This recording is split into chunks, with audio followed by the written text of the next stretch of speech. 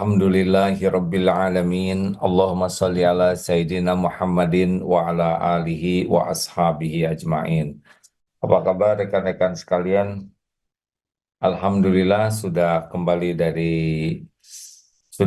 berada di Indonesia. Semoga Allah yang menyaksikan segala-galanya memberikan hikmah, dan hikmah ini bisa menjadi kebaikan, terutama dua hal.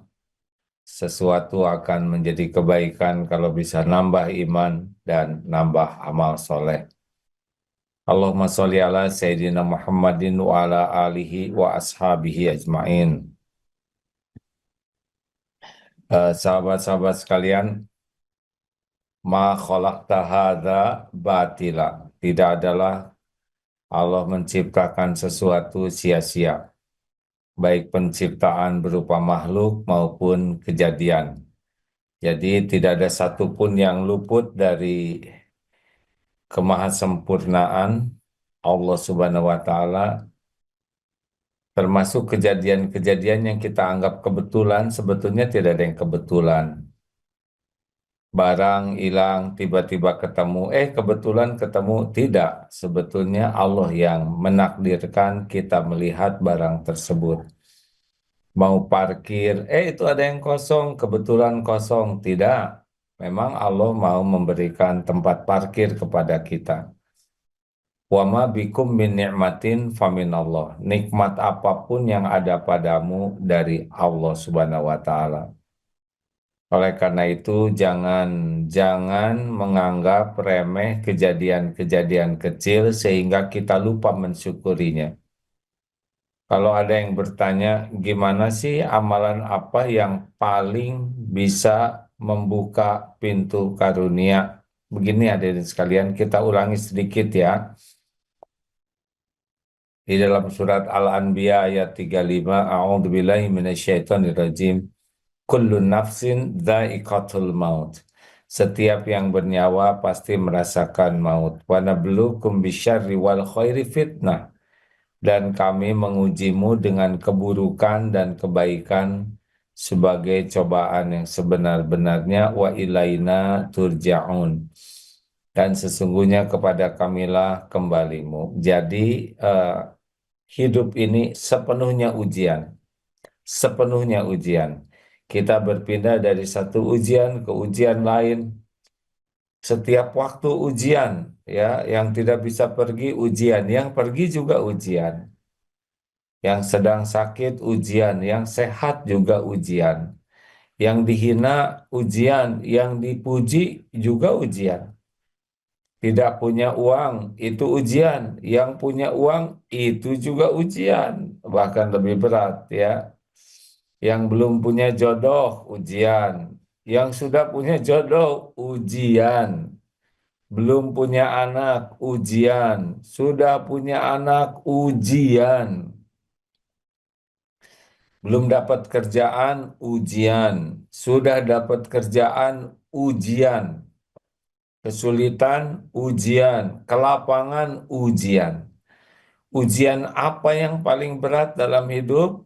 Ujian yang paling berat dalam hidup, cirinya ya, satu adalah ujian yang paling dekat dengan nafsu.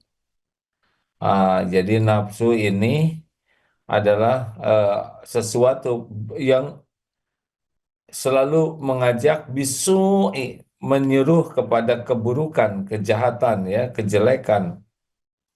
Nafsu memang diciptakan oleh Allah, tapi dia sukanya menyuruh kepada keburukan, kecuali nafsu yang dirahmati Allah.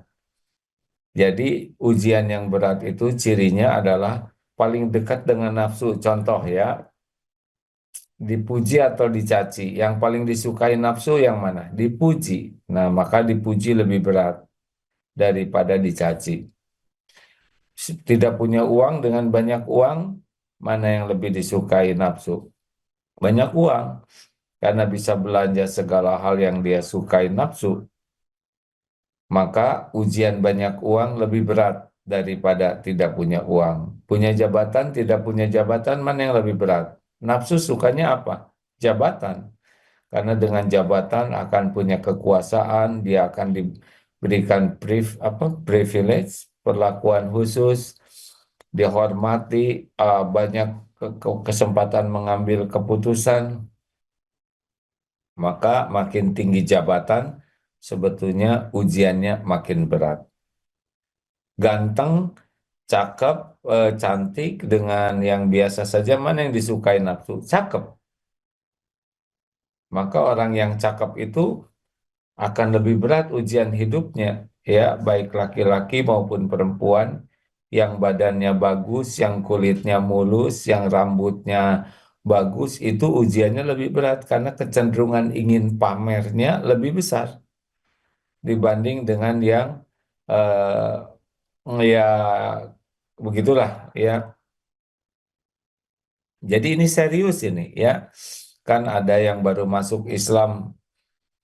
Sesudah saya masuk Islam, ujian saya kok jadi berat. Sebetulnya eh, yang lain juga diuji ya, hanya jenis ujian yang berbeda. Ini penting sekali untuk dipahami. Kemudahan dengan kesusahan. Kita inginnya mudah, mudah itu disukai nafsu. Nah, ciri yang kedua, ujian itu berat adalah lebih mudah lupa kepada Allah. Yang sering kita bahas ya, kalau naik pesawat saja, naik bis, naik kereta api, lancar, tidak ada kesulitan apa-apa. Sedikit yang ingat kepada Allah, sedikit. Tapi ketika ada goncangan, lampu mati, ada badai, ada kerusakan, semua zikir.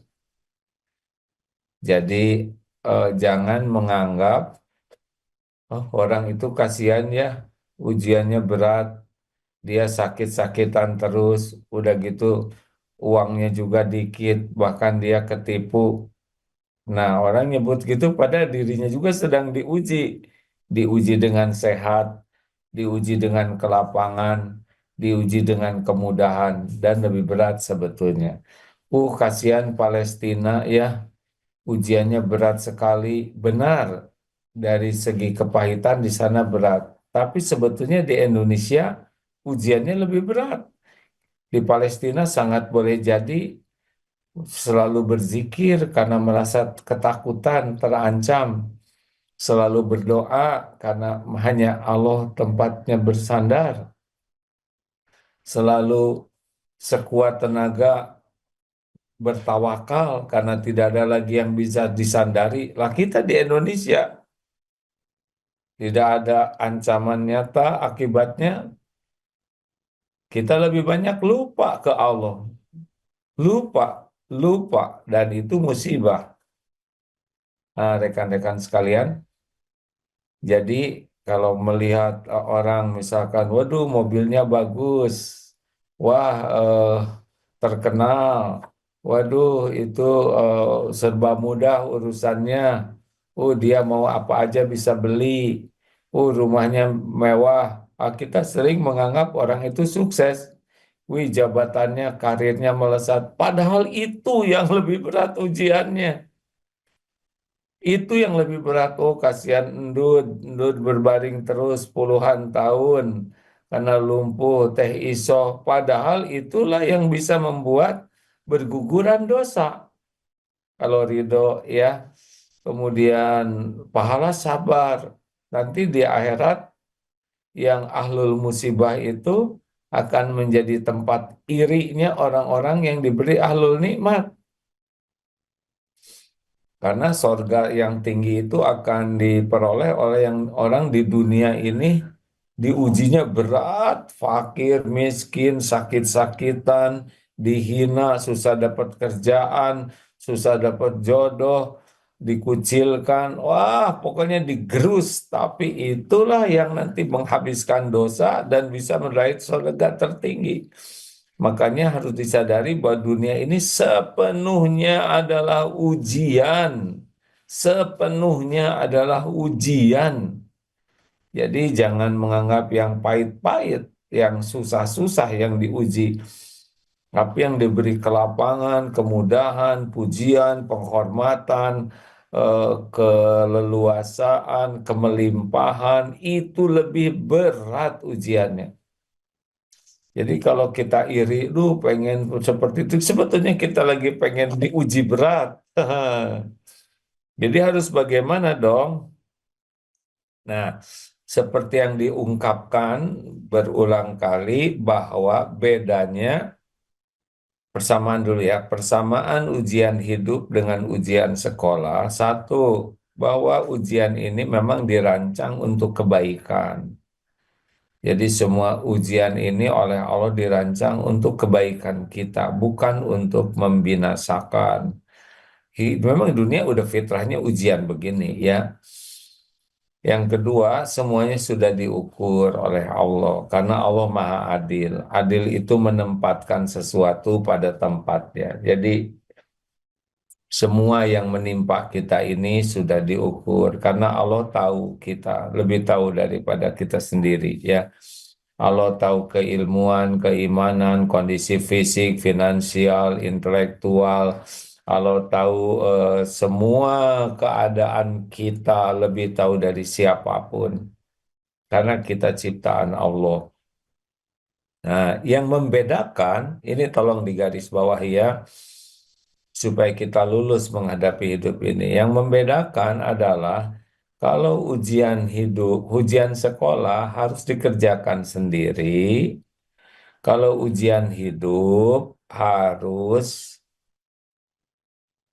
berusaha menyerahkannya kepada Allah agar Allah menolong kita menyelesaikan ujian hidup gitu. Coba-coba gini ya, kalau ujian sekolah kemudian kita minta tolong ke guru, wahai guru yang baik hati, guru yang soleh, guru yang pintar, guru yang penyayang, guru yang penolong, saya serahkan soal ini kepada guru. Ini jadi dikeluarkan.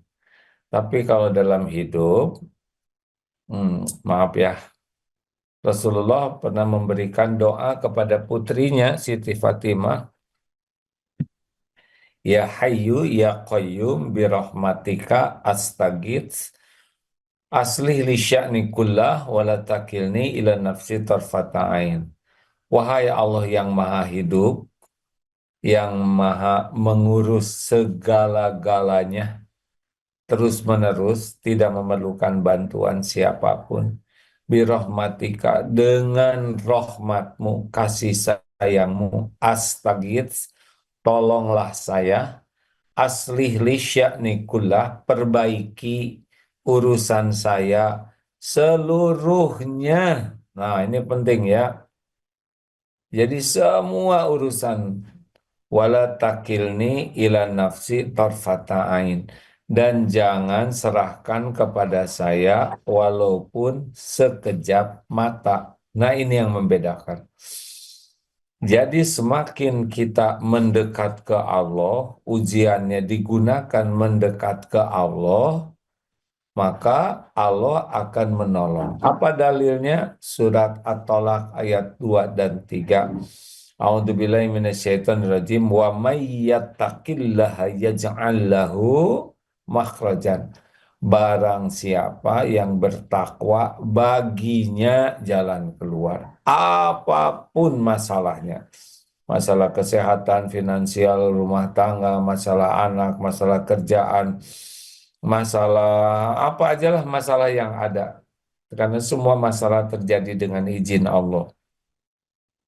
Maka semua masalah ini selesai bukan karena kepintaran, bukan karena keahlian, bukan karena pengalaman, bukan karena kekuatan, bukan karena relasi, bukan karena kehebatan ikhtiar, tapi jalan keluar terbaik karena ketakwaan. Nah, ingat baik-baik itu,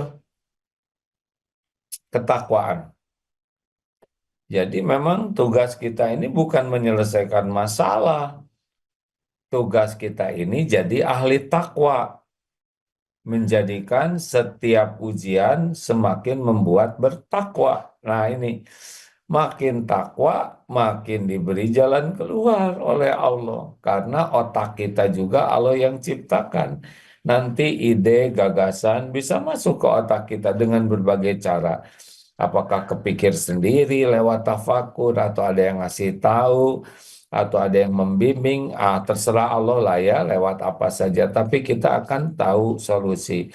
Kita akan ketemu orang. Setiap orang itu milik Allah. Kalau kita perlu apapun, Allah udah tahu apa yang kita perlukan. Allah sudah tahu keperluan kita, lebih tahu daripada kita sendiri, tidak usah rewel ya.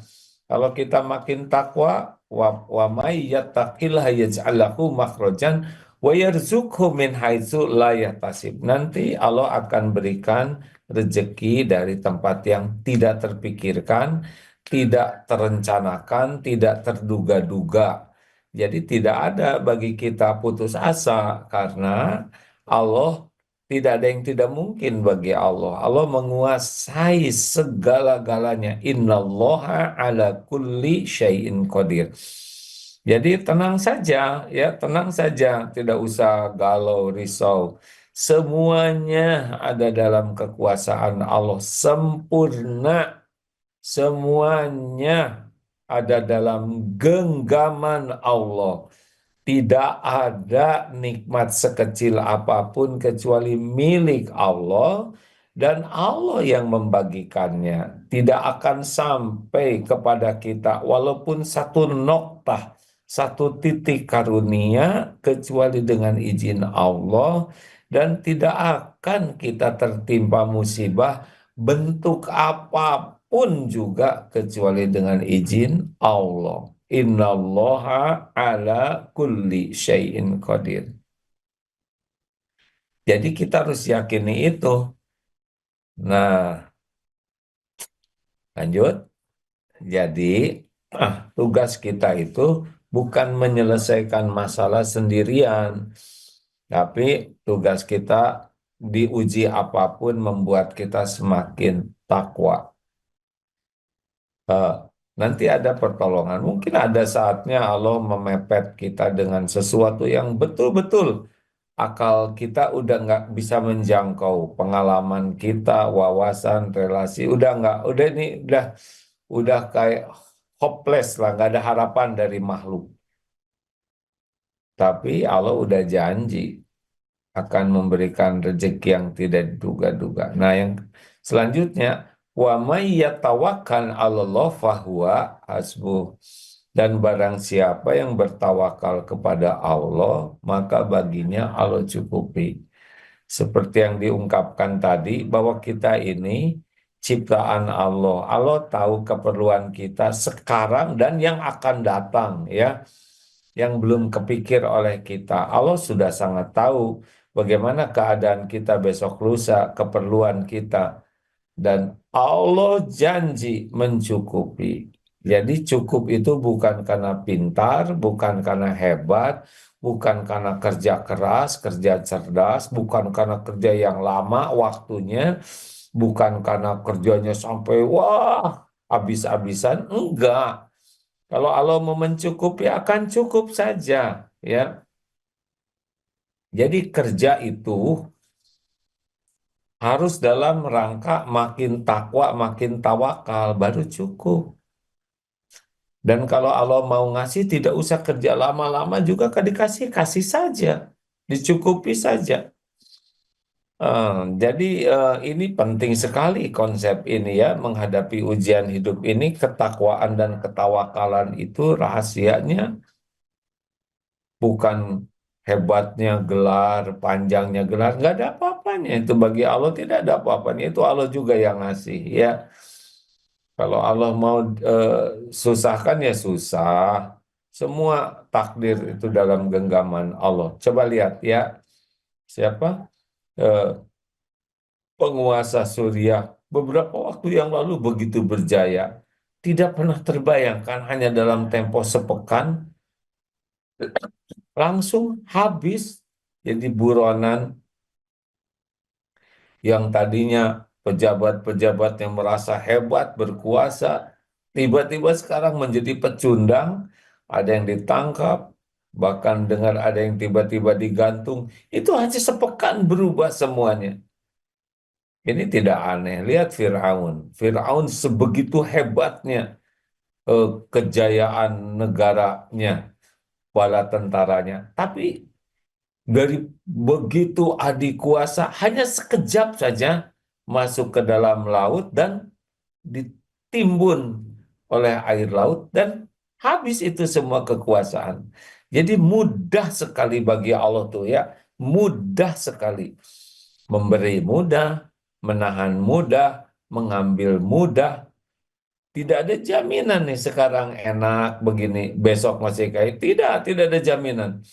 Sekarang gagah, tiba-tiba menjadi lumpuh, bisa sekarang melihat, tiba-tiba menjadi buta, gampang bagi Allah. Sekarang mendengar, tiba-tiba tidak bisa dengar apa-apa, gampang. Sekarang rumah indah, tiba-tiba hangus itu rumah. Sekejap, sekarang kulit mulus, tiba-tiba terbakar, nauzubillah ya, menjadi rusak karena bakteri, karena virus monyet. Mudah sekali bagi Allah tuh, mudah. Tidak ada jaminan ini ya. Nanti pagi, siang, sore kita masih seperti ini, tidak ada jaminan sama sekali. Kita ini takluk dalam takdir Allah Subhanahu wa taala. Makanya ada ilmunya nih. Caranya, nah, karena kita tahu bahwa kelapangan itu ujian, syukur. La in syakartum la dan nakum. Jadi ini sebuah janji. Bukan ahli tafsir ya, bukan ahli ahli bahasa Arab, tapi mendengar ceramah dari ahli tafsir dan ahli bahasa Arab, la in syakartum itu sebuah ketegasan dari Allah, janji yang pasti tetap ditepati, sebuah jaminan yang tidak akan pernah diingkari. Jadi la in syakartum, Allah menjanjikan adalah tuh pendek itu apa namanya taukid yang memang pasti ini sebuah kata-kata yang tidak boleh diragukan sama sekali ya, seperti la roiba fih, itu ya, tidak ada keraguan di dalamnya. Kalau itu berkaitan dengan Quran, ini berkaitan dengan syukur. Jika kita syukur, pasti ditambah nikmatnya. Ini udah jaminan Allah. Jadi kalau kita diuji dengan nikmat, syukur, syukur itu kuncinya. Ini yang sangat kurang kita ini ya. Kita ribet aja dengan yang belum ada. Kita ribet dengan yang tidak cocok dengan keinginan. Kita ribet dengan keinginan. Kita ribet terus saja. Sedangkan limpahan nikmat yang luar biasa banyaknya ini jarang disyukuri. Itulah yang menyebabkan kita bisa tidak lulus. Walau diberi nikmat, kita jadi tidak lulus karena tidak syukur. Ajaban li amril mu'min inna amrohu kullahu khair. Sungguh menakjubkan, mengagumkan urusan orang yang beriman, keadaan orang beriman. Semua urusannya itu jadi kebaikan. Walaisa dzalik li ahadin illa lil mu'min, dan tidak ada yang bisa begitu kecuali iman, orang yang beriman. Wa in asobaka, dan ketika dia diberikan karunia, syakaro, dia bersyukur, fakana khairulah, maka itu baik baginya. Jadi semua karunia ini belum jadi kebaikan kecuali kalau bersyukur, disyukuri.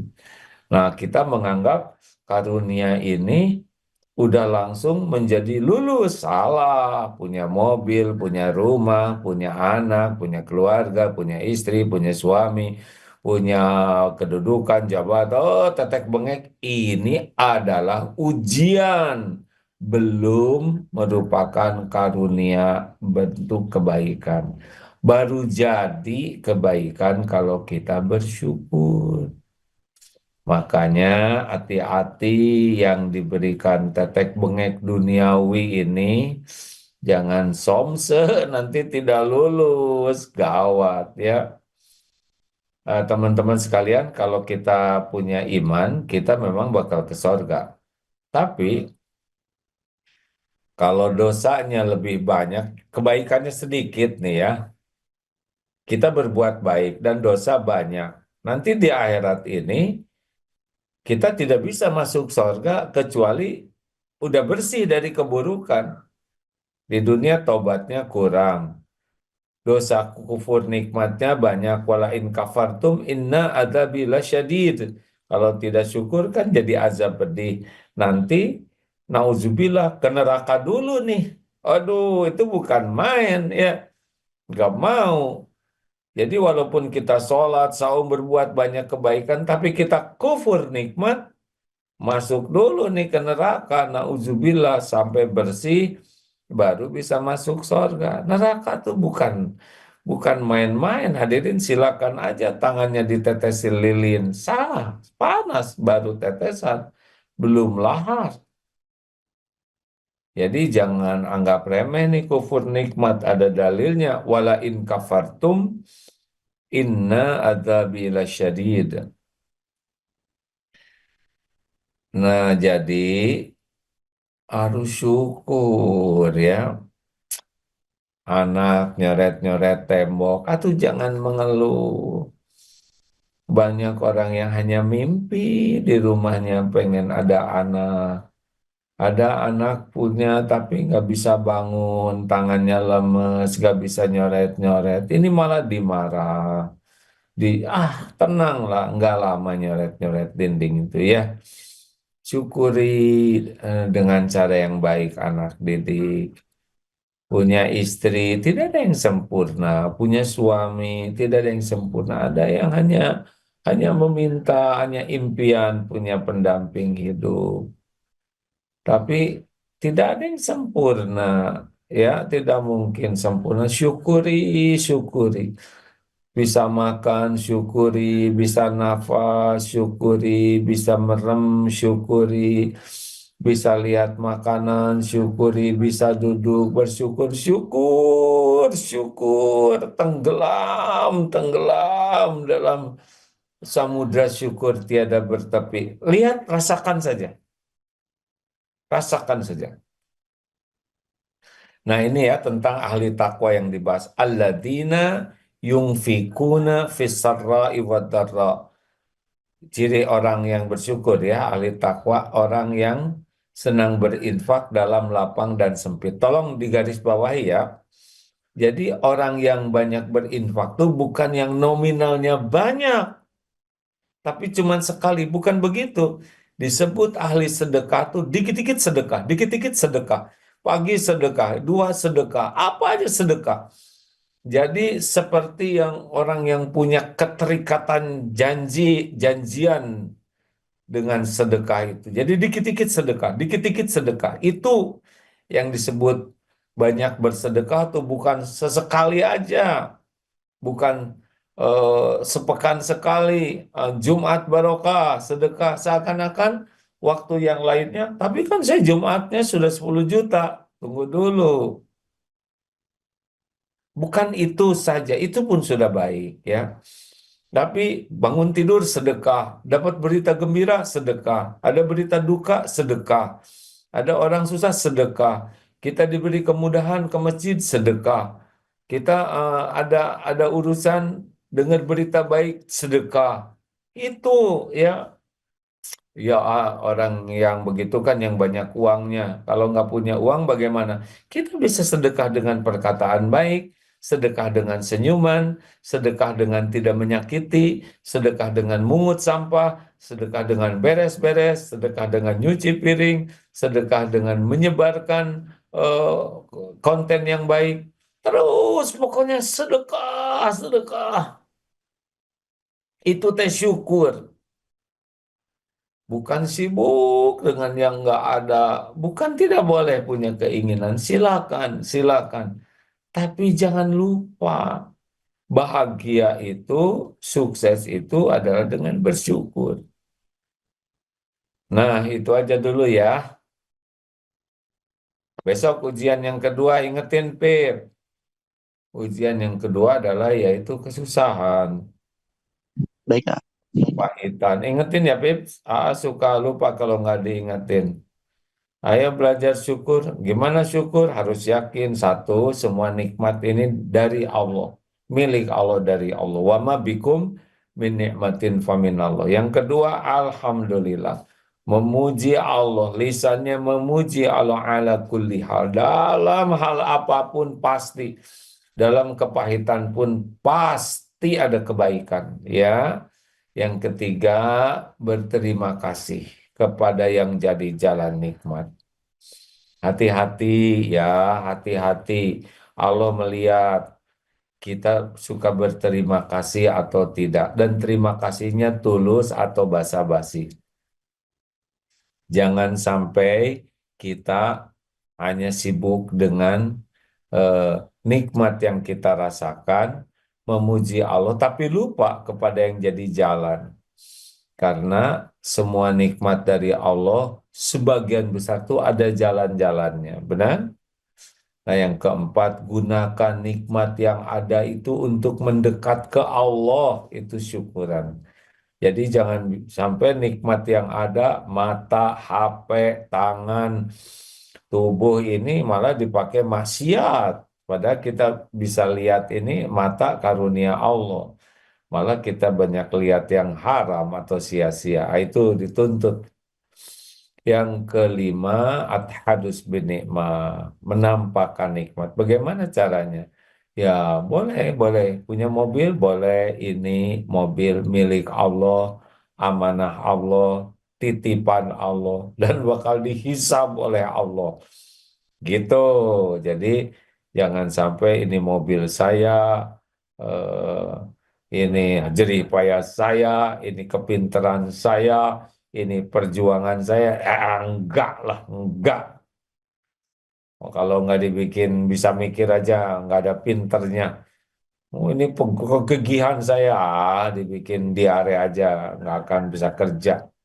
Enggak lah, jangan ngaku-ngaku. Ya, jangan ini ide saya, ini jerih payah saya, ini kecemerlangan saya. Nggak ada. Semua nikmat itu dari Allah. Jangan ngaku-ngaku. Nanti hilang syukurnya. Ya, Alhamdulillah. Teng, silahkan Pit. Kita ngobrol. Baik, A. Izin dari media sosial sudah ada yang bertanya. Di MKTV suaranya tidak terdengar. Baik, A. Ya, Akan diinfokan ke MKT. maaf ya kalau goyang-goyang ini kursinya bagus jadi enakan kalau duduk jadi goyang. Baik, izin A membacakan pertanyaan dari Instagram. AA, bagaimana cara mengingatkan istri untuk selalu bersyukur? Cara mengingatkan istri untuk selalu bersyukur ya gini ya. Yang membulak-balik hati itu adalah Allah. Ingat rumus dasarnya ya. Hati ini ada di antara dua jari Allah. Allah muqallibal qulub. Allah lah yang membulak-balik hati. Kita tidak bisa mengubah hati siapapun. Ini penting sekali ya. Jadi yang bisa mengubah adalah Allah, termasuk hati kita. Kita juga yang mengubah adalah Allah. Jadi jangan lupa yang pertama doa. Jadi Allahumma a'inni ala zikrika wa syukrika wa husni ibadatik. Ini doa syukur ya. Rabbi auzidni an ashkura nikmatakallati. Selanjutnya ada. Nah, kita doakan juga istrinya supaya jadi ahli syukur. Jadi jangan sampai kita hanya doa untuk diri sendiri. Doakan ya Allah, jadikan keluarga kami jadi ahli syukur. Suami jadi ahli syukur, istri ahli syukur, anak ahli syukur. Ini jarang dilakukan. Seakan-akan menyuruh. Bukan begitu. Yang pertama minta ke Allah. Yang kedua, kita yang jadi ahli syukur. Allah melihat nih. Tadi teh siapanya isinya atau suaminya yang kurang syukur tuh? Istrinya. Suaminya jadi ahli syukur betulan. Salah satu ciri ahli syukur adalah banyak sujudnya. Rasulullah Shallallahu Alaihi Wasallam ketika tahajud itu sampai bengkak kakinya, ya maksudnya saking lamanya berdiri ya. Ditanya, ya Rasul, engkau sudah diampuni dosa lalu dan yang akan datang, tapi kenapa ibadah segini kuatnya? Afala akunu abdan syakuro. Apakah tidak boleh saya jadi hamba yang bersyukur? Jadi orang syukur itu bisa dilihat dari sholatnya, tahajudnya.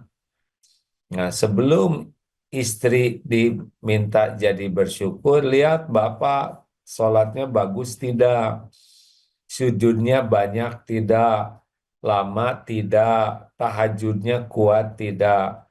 Allah melihat kelakuan suaminya.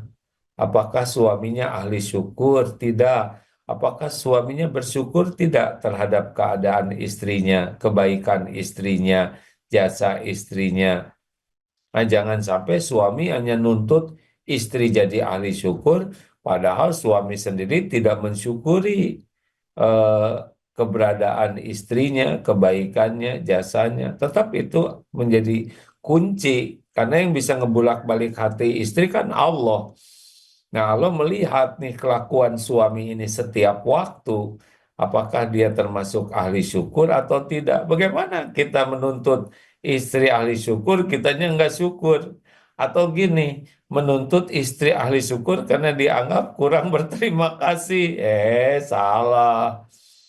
Terima kasih memang bagian dari syukur, tapi bukan satu-satunya. Ya, sesudah doa, beri contoh. Nah, ini rumus ketiga bahwa, tolong digarisbawahi ya, tuntut diri berubah, bantu yang lain berubah. Maksud yang lain tuh suami, istri, anak, tetangga. Jadi posisi kita itu bukan menuntut, tapi membantu. Karena yang membulak-balik hati adalah Allah. Jadi kita bantu kayak orang belajar berenang ya bantu, orang belajar nyetir bantu. Namanya juga pembantu, bukan menghakimi. Jadi kalau misalkan didapati istri atau suami belum bersyukur, ya kita nggak boleh mengenal lelah, tidak boleh jadi jengkel, tidak boleh jadi marah. Terus aja karena yang membulak-balik hati adalah Allah, bukan kita. Ya, kita hanya membantu saja bisanya. Ya. Jadi kita, misalkan saya udah ngasih tahu, tapi belum juga, ya udah, karena kita beramal, ya amal, kita nggak bisa mengubah siapapun. Kita terus evaluasi, kita istighfar, apalagi ya istighfar. Jadi kalau misalkan anak belum sesuai harapan, kita tobat, ya Allah ampun, saya belum jadi suami yang benar. Ampun, saya belum jadi ayah yang baik. Ampun ya Allah, saya belum bisa mendidik dengan sungguh-sungguh dan benar. Ampun, saya belum jadi contoh. Ampun ya Allah. Nah, begitu. Kalau belum berhasil, istri atau suaminya berubah, yang dilakukan tobat. Karena kita belum kepilih ya. Di akhirat nanti masing-masing. Jadi kita nggak bisa maksa dan jadi marah-marah, jadi nggak enak. Nggak bisa, jangan. Tetap kita pun harus harus menyikapinya dengan keyakinan Allah yang menentukan segalanya. Lanjut. Baik, baik, ini ada yang bertanya, mungkin minta nasihatnya. Saya pada waktu tahajud pernah berdoa, semoga suami saya di stop rezekinya, karena saya pun jarang diberi kalau dia ada rezeki. Ternyata doa saya dikabulkan. Ternyata sampai ini memang sulit rezeki suaminya, itu gimana, menyesal katanya. Ya tuh kenapa zolim, ha? Kenapa minta suaminya ditutup rezeki? Kalau suami misalkan dikasih rezeki, kita belum dikasih, ya minta ke Allah. Mungkin selama ini yang diharapkannya dari suami, minta ke Allah. Nanti kalau Allah mau ngasih lewat suami, ya nanti dibuka hati suaminya. Kenapa jadi dan salah begini, minta ditutup rezeki ya jadi salah dong. Gak boleh doa jelek. Minta rezeki ke Allah, minta suaminya jadi dermawan, minta suaminya bisa memenuhi kewajibannya.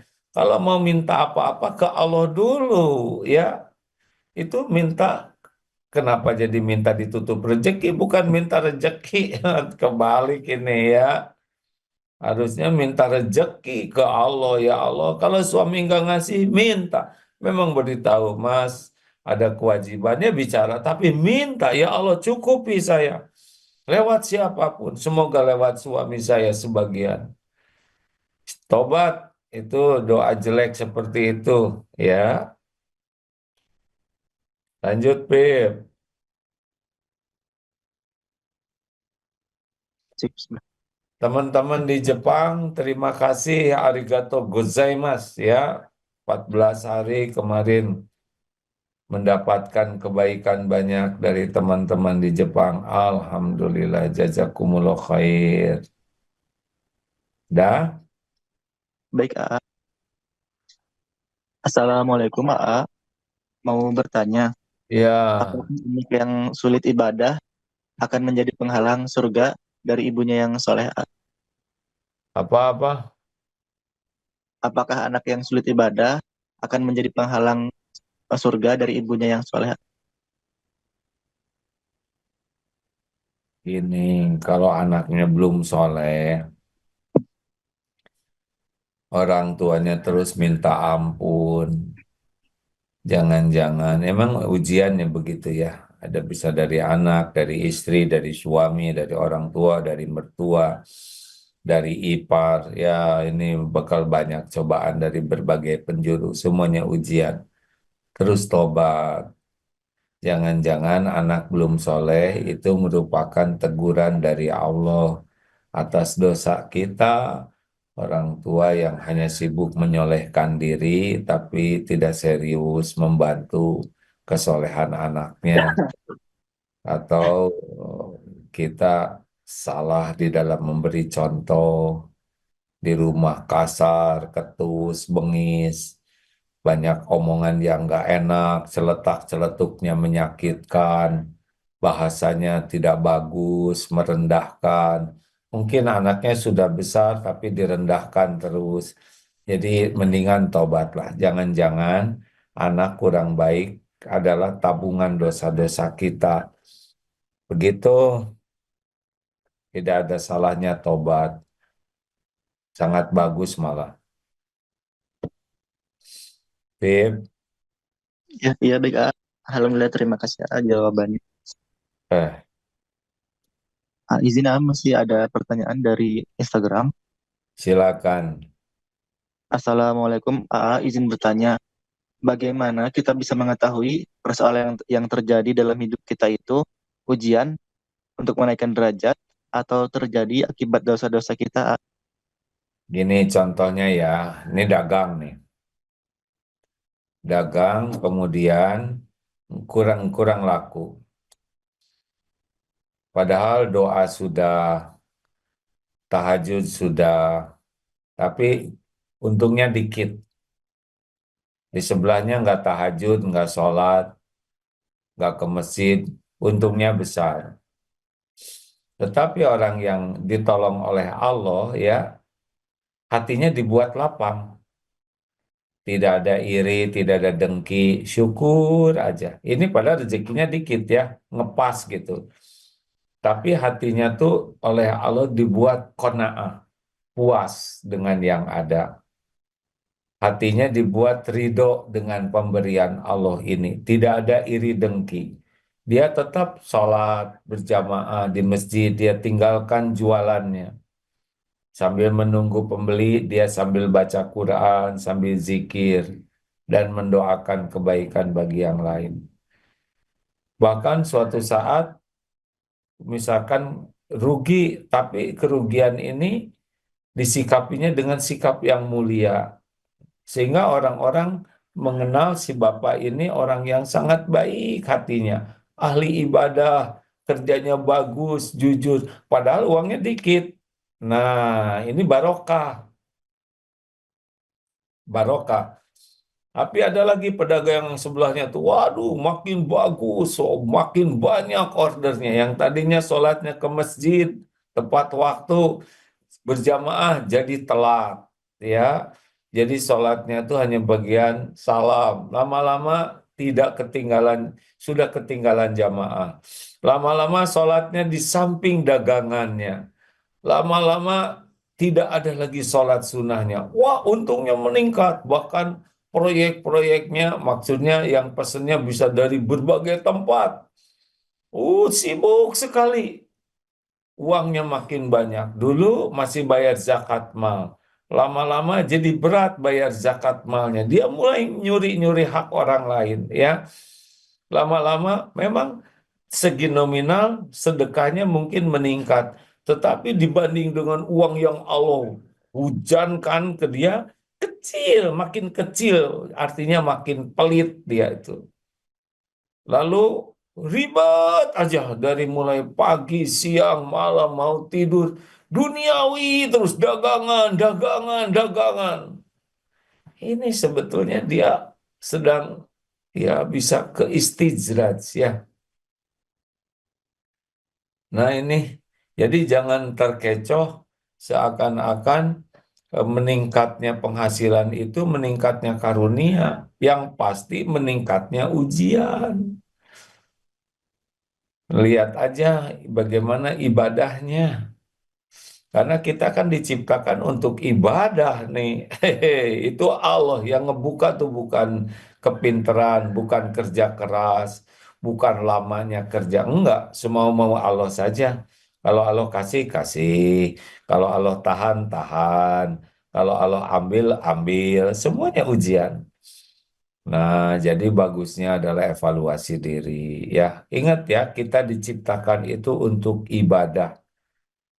Yang mahdohnya, yang pokok-pokoknya, kemudian yang ghair mahdohnya. Kita diciptakan itu untuk Allah, untuk mendekat kepada Allah, untuk mematuhi perintah Allah. Kita diciptakan itu untuk nurut kepada Allah, gitu.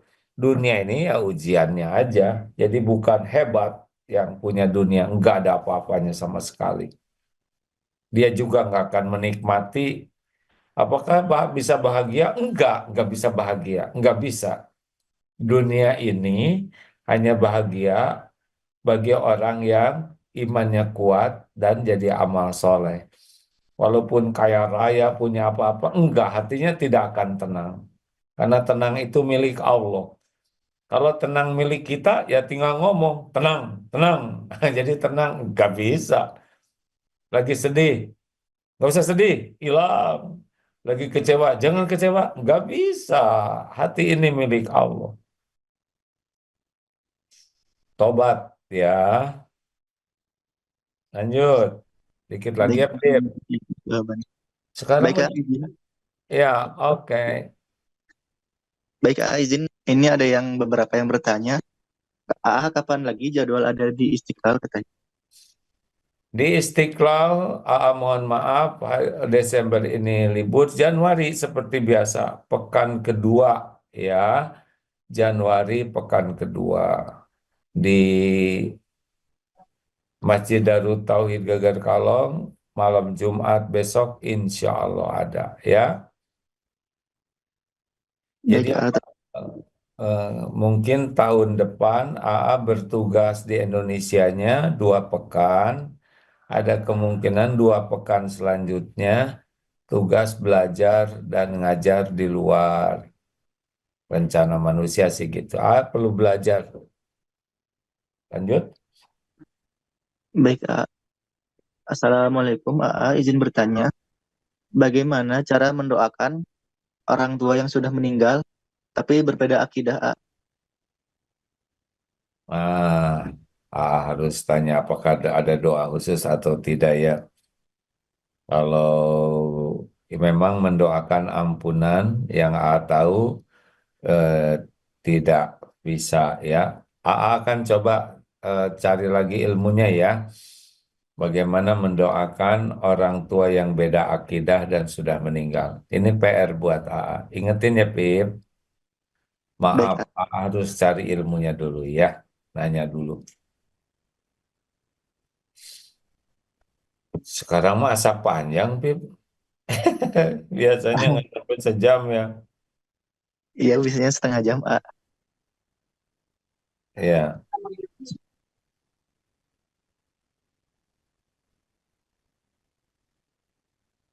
di Jepang sekarang itu jam kerjanya jadi 4 hari sepekan karena katanya Jepang akan punah mengikuti Korea. Korea sudah 1,1 lebih sedikit. Maksudnya anaknya tidak cukup untuk menjaga keseimbangan dan kesinambungan. Harusnya 2,1 kata hitungannya, kurang begitu paham ya. Jadi tetap ada generasi mudanya. Terus turun, turun. Sekarang sudah 1,1. Jadi tidak cukup nanti bayinya untuk menggantikan orang tua yang wafat. Jepang juga begitu. Termasuk negara tetangga kita Singapura. Jadi pada nggak mau nikah, melambat-lambatkan nikah. Satu dilambat-lambatkan nikah, kemudian tidak mau nikah, yang nikahnya juga tidak mau punya anak. Sampai di Korea itu ada 4B katanya. Mereka mengatakan, ini hanya dengar dari medsos ya, no family, tidak berkeluarga lah. No hamil, teh apa teh? No pregnant, tidak hamil, tidak melahirkan, tidak date, tidak pacaran, dan no sex katanya. Tidak ada hubungan. Begitulah ya. Ya, begitulah kalau tidak pakai iman. Jadi jangan anggap kesuksesan dengan duniawi ya, tidak ada apa-apanya. Itu ujian saja. Apip, nikah, Pip. Jadi dia Iya, mah insya Allah. nih, ha? Iya, insya Allah mohon doanya. Udah ada belum calonnya? Apip mah dipromosikan terus. Ayo dong, teman-teman nih. Insya Allah, Apip mah mudah-mudahan anak soleh. Amin. Ah. Menutup, Pip. Sok atuh keliatin wajahnya, Pip, sekalian dipromosiin. Lanjut, terakhir, Pip. Izin A, banyak pertanyaan pertanyaan yang mirip. Ya udah kalau mirip Baik, mah A. apa-apa berarti Ini jawabannya yang mungkin sama ya. sedikit. Sebentar, oh ini. Assalamualaikum, AA. Izin bertanya, kalau ada orang yang berhutang dan sudah ditagih berulang tapi masih belum membayar, A, apakah kita masih tetap kewajiban menagihnya atau kita doakan saja, A? Nah, doakan supaya yang punya utang itu diberi keleluasaan rezeki, diberi kemampuan bayar utang. Jadi jangan sebel ya, karena yang punya utang juga kasihan dia menderita. Enggak, dia kelihatannya senang-senang, malah uangnya dipakai foya-foya. Nggak bisa bahagia, nggak bisa ya. Orang yang punya hutang itu tidak akan tenang hidupnya. Udah, pokoknya jangan nanggung kalau mau berbuat baik. Kalau kita belum bisa meridokan, maka kita tagih dengan cara yang baik dan doakan dengan doa yang baik. Jangan kikir mendoakan kebaikan. Dengar ya, kalau kita berbuat baik kepada orang yang baik ke kita, itu tidak aneh. Itu seharusnya. Meningkat dari itu adalah kita berbuat baik kepada orang yang tidak berbuat baik, tidak berbuat jelek ke kita. Dia netral gitu ya. Kita baik, nah itu udah lebih baik. Nah, yang paling bagus ihsan adalah kita berbuat baik kepada yang kurang baik ke kita, yang tidak baik. Baru ini derajatnya tinggi, ihsan, ya. Jadi berbuat baik itu ada level-levelnya, ya. Di bawah berbuat baik, kayak misalkan orang berbuat baik ke kita, kita berbuat baik, ya itu udah adil, memang semestinya begitu. Nah, tapi kalau orang berbuat baik ke kita, kita biasa aja, ini kita hutang, kufur.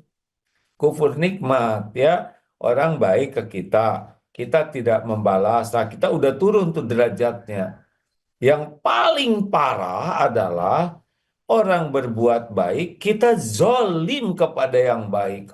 Ini benar-benar nanti dibalas oleh Allah. Kalau kita berbuat jelek kepada yang jelek ke kita asal sama, yaitu udah adil, ya. Tapi kalau kita berbuat jelek kepada orang yang berbuat baik, uh, itu guru A dulu ngasih tahu, ya, hati-hati. Kalau kita menyakiti orang yang berbaik kepada kita, tanggungan Allah balasannya. Nauzubillahi min dzalik. Demikian sahabatku sekalian. Terima kasih semua teman-teman di Jepang yang ikut menyimak acara ini. Di sana sudah mau jam 8 sekarang, ya. Beda 2 jam. Arigato gozaimasu. Itu lagi, itu lagi. Jazakumullah khair. Terima kasih kepada semua yang menjadi jalan, ya, kebaikan sehingga terwujudnya acara ini. Semoga kita termasuk orang yang lulus ujian. Ini doanya. Allahumma sholli ala Sayyidina Muhammad. Allahumma inna nas'alukal huda wa tuqa wal afafa wal gina. Duhai Allah, kami mohon kepadamu hidayahmu, ketakwaan, hidup yang terpelihara, dan hati yang kaya yang kau cukupi.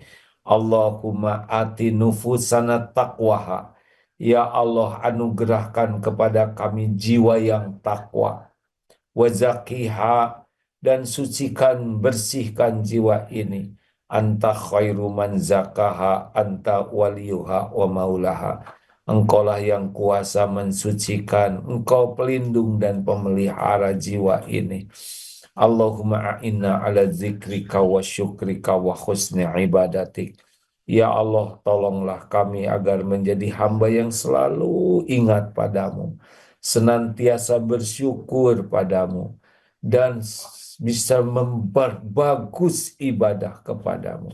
Taqabbal minna ya arhamar rahimin. Kabulkan ya Allah sallallahu alaihi wasallam Muhammad.